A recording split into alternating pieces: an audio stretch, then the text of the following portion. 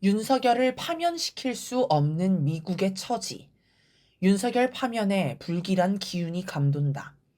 윤석열 일당의 12.3 내란에 맞선 국민의 항쟁으로 윤석열 탄핵안이 국회에서 가결되었습니다. 이 기세면 탄핵의 최종 단계인 헌법재판소의 파면 결정도 어렵지 않으리라는 전망이 많았습니다.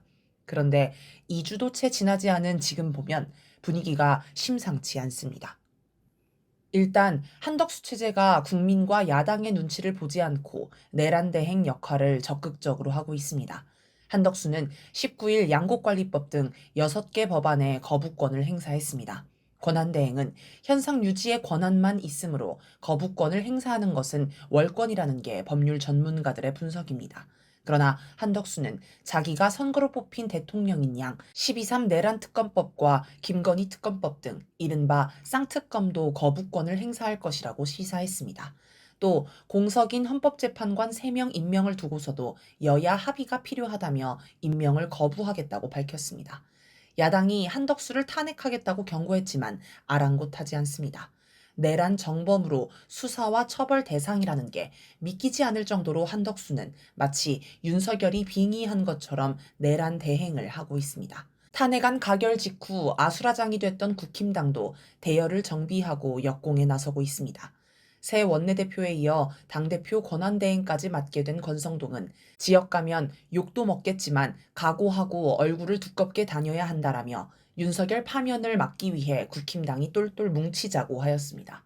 국힘당은 한덕수는 헌법재판관을 임명할 수 없다.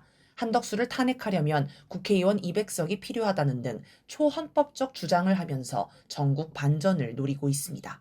12.3 내란 사태에 관한 공식 대국민 사과를 아직도 발표하지 않은 것은 물론입니다. 국힘당 역시 내란 정범으로 해산 대상이지만 뻔뻔하기 이를 데 없습니다. 윤석열과 김용현도 기가 꺾이지 않은 채 버티기로 일관합니다. 공조수사본부의 출석 요구서를 수치 거부하며 배째라는 식입니다. 윤석열 측 석동현 변호사는 폐쇄된 공간에서 수사관과의 문답을 통해 대통령의 입장과 사정, 행위를 설명할 사안이 아니다라며 수사를 거부했습니다. 내란 주범 가운데 하나인 김용현도 26일 변호인단 기자회견을 통해 민주당이 정치 폐악질을 한다며 자기는 무죄라고 주장했습니다. 다들 국민 여론 따위는 신경 쓰지 않겠다는 투입니다. 경찰도 마찬가지입니다. 조지호 경찰청장이 내란 혐의로 구속됐지만 경찰은 여전히 내란을 옹호하며 윤석열 파면을 주장하는 국민을 탄압하고 있습니다. 경찰은 21일에서 22일 남태령에서 경찰버스로 차벽을 만들어 전봉준 투쟁단의 트랙터를 막았습니다. 집회 신고를 하고 합법적으로 진행하던 트랙터 행진을 아무런 법적 근거도 없이 막은 것입니다. 심지어 트랙터를 부수고 운전자를 끌어냈으며 농민을 응원하러 모인 시민들을 위한 난방버스가 진입하는 것도 막았습니다. 더 가관인 건 국회의원들이 이 문제를 지적하자 이호영 경찰청장 직무대행은 실무상 문제가 없다. 사과할 단계는 아니다. 믿고 맡겨달라라며 뻔뻔한 태도를 보였다는 것입니다. 나아가 경찰이 이용하는 익명 게시판에는 시위에 참여한 시민을 향해 왜 이렇게 정신머리가 없냐. 전문 시위꾼들의 선동당에서 우르르 쏟아져 나와 유럽이었으면 머리에 총알 구멍 뚫어버렸을 텐데 등의 막말이 올라왔습니다. 아무리 익명 게시판이라지만 12.3 내란에 온 국민의 분노가 이어지는 분위기에서 이런 글을 쓴다는 건 경찰 내에 내란에 동조하는 분위기가 남아 있음을 보여주는 사례입니다. 이처럼 내란 세력들이 전혀 기가 죽지 않고 뻔뻔하게 나서지만 내란 세력을 수사하는 공수처 등 수사기관은 초반에 적극적인 모습이 사라지고 힘이 빠진 모양새입니다. 윤석열이 소환을 계속 거부하는데도 공수처는 체포영장은 너무 먼 이야기라며 전전긍긍합니다. 일각에서는 이럴 거면 왜 검찰에 이첩을 요구했나는 푸념까지 나옵니다.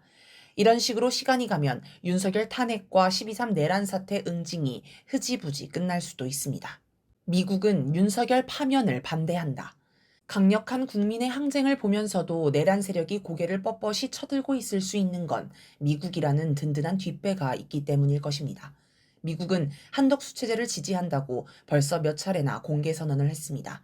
가장 최근에는 23일 커트 캠벨 미국 국무부 부장관이 김홍균 외교부 1차관에게 한덕수 권한대행의 지도력을 전적으로 신뢰한다고 하였습니다. 이렇게 미국이 힘을 실어주니 내란 세력도 살 길이 열렸다고 여기며 큰 소리를 치는 것입니다. 윤석열이 계엄을 막 선포했을 때만 해도 미국은 혹시라도 한국 국민 속에서 반미 감정이 폭발할까봐 굉장히 신경을 쓰는 모양새였습니다. 그런데 1차 탄핵안이 국회에 제출되자 갑자기 분위기가 바뀌었습니다. 내란 세력을 비판하던 목소리가 줄어들고 대신 야당을 공격하기 시작합니다. 미국 내에서는 1차 탄핵안에 윤석열이 북중러를 적대하고 친일 외교를 펼친 게 문제라는 문구가 들어가는 걸 지적하는 목소리가 빗발쳤습니다. 이재명 대표와 민주당이 한미동맹을 파괴하려고 한다는 의혹도 나왔습니다. 미국 국방부 아태 안보부 차관을 지냈던 리처드 롤리스는 21일 미국의 소리와 대담에서 이재명 측이 한덕수를 탄핵하려는 시도는 매우 파괴적이며 한미가 안정적인 관계를 유지하는 것을 더욱 어렵게 만든다.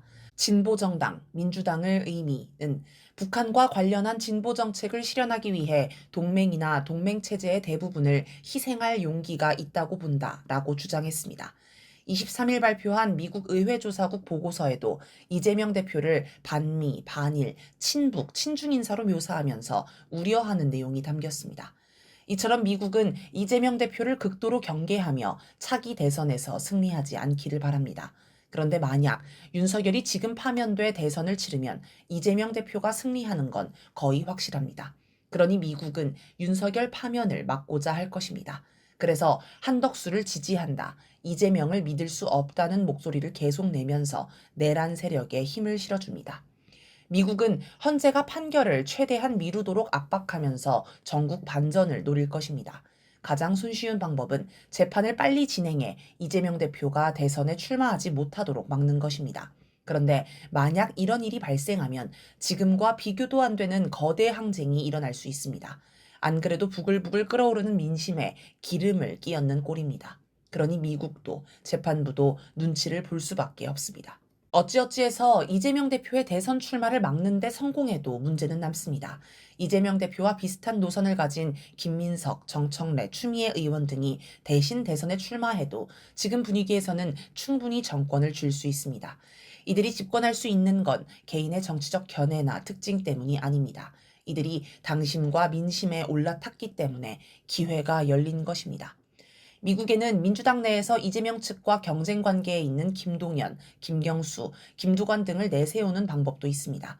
이들은 당심, 민심과 괴리되어 있기 때문에 미국 뜻대로 움직일 수 있을 것입니다. 하지만 당심, 민심과 괴리되어 있다는 그 이유로 대선 후보가 될 수 없습니다. 이처럼 윤석열을 파면하면 답이 안 나오므로 결국 미국은 윤석열을 파면하지 않도록 만들 것입니다. 그런데 윤석열이 복귀하면 그것대로 문제입니다. 국민과 전면전을 치러놓고 이제 와서 아무 일 없었다는 듯이 대통령직을 유지하는 건 불가능합니다. 결국 윤석열은 2차 내란을 하는 등 또 사고를 치게 되어 있습니다. 그러면 이번에는 국민이 그냥 탄핵 정도로 끝내지 않을 것입니다. 그야말로 혁명적 상황이 펼쳐질 텐데 이건 미국이 바라는 판이 아닙니다. 설사 윤석열이 복귀해 국민 앞에 무릎 꿇고 사죄하며 총리에게 모든 권한을 위임하고 죽은 듯이 살겠다고 빌어도 국민은 수용하지 않을 것입니다. 이래저래 미국은 답이 없는 답답한 상황에 부닥쳐 있습니다. 사실 헌재가 파면을 미루며 재판 기한인 6개월을 꽉 채우는 것도 쉬운 일이 아닙니다. 미국은 시간을 끌수록 국민의 관심이 사그라들기를 기대하겠지만 민심은 정반대로 움직이고 있기 때문입니다. 최후 수단인 전쟁도 할 수 없다. 이처럼 미국은 뭘 해도 안 되는 진퇴양난에 빠져 있습니다. 이럴 때 떠올릴 수는 전쟁입니다. 전쟁은 지금 내란 세력도 간절히 바라는 수입니다. 민주당 일부 의원들은 12.3 내란 당시 출동한 북파 공작원, 이른바 HID 블랙 요원이 아직도 부대 복귀를 안 했다는 제보를 받았다고 주장했습니다. 김선호 국방부 장관 직무대행은 24일 모든 병력이 비상계엄이 철회된 4일 부대에 복귀했다며 제보를 부인했습니다. 국방부에서는 모두 복귀했다고 하는데 민주당 의원은 아직 복귀하지 않은 요원의 제보를 받았다고 하니 국방부가 거짓말을 했거나 제보자가 거짓말을 했거나 의원이 거짓말을 했거나 셋 중 하나일 것입니다. 아니면 블랙 요원은 원래 모든 게 기밀이라 국방부가 파악하지 못하고 있을 수도 있습니다. 만약 총과 폭탄을 휴대하고 테러 명령을 받은 이들이 정말 복귀하지 않았다면 여전히 전쟁 가능성이 남아 있다고 할 수 있습니다. 물론 전쟁도 쉬운 길은 아닙니다. 애초에 미국이 윤석열의 전쟁 도발을 막은 건 전면전을 감당할 수 없었기 때문입니다. 예를 들어 지난 10월 윤석열은 평양에 무인기를 날려 전쟁을 유도했습니다. 그러자 북한은 굉장히 강력하게 반발했습니다. 10월 13일 김여정 노동당 중앙위 부부장은 한국 국방부를 돼지는 순간까지 객기를 부리다 사라질 것들, 서울의 깡패들이라고 불렀을 정도입니다. 당시 북한의 외무성은 11일 중대 성명에서 국방성과 총참모부, 군대의 각급은 사태 발전에 각이한 경우에 대응할 준비에 착수하였다. 우선 남부국경선 부근과 대한민국의 군사조직 구조를 붕괴시키는 데 인입되는 조선민주주의 인민공화국의 모든 공격수단들은 임의의 시각에 즉시 자기 활동을 수행할 수 있는 태세를 갖추게 된다. 얼마 전 대한민국을 공격할 의사가 없다고 한 국가수반의 입장이 결코 대한민국을 공격할 준비가 되어 있지 않다는 것을 의미하지는 않는다.